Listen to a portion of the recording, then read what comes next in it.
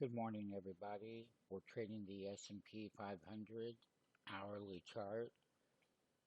This was the big rally that we had on Friday.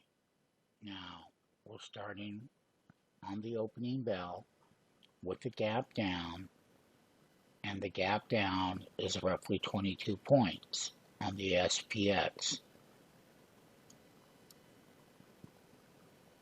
Hourly chart, which is starting right now, we'll take a look at a 30-minute chart on the Dow Jones. Here we go.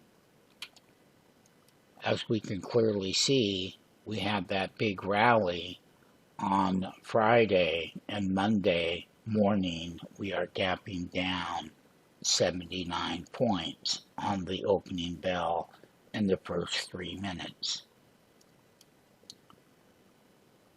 NASDAQ Composite had that big rally on Friday expiration with the big gap down on the NASDAQ, which is around 87 points as we trade this opening bell on the three major indexes.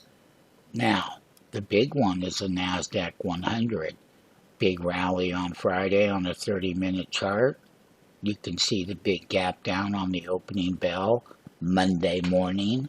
So we're going to find out exactly where the support levels will be, what individual stocks will set up, and how to buy them off of the lows as we start the morning with the big indexes on the opening bell.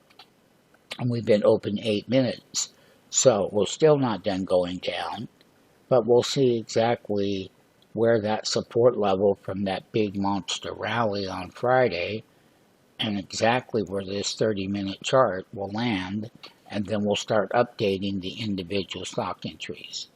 How to trade the opening bell. Sign up for the free 5-day trial.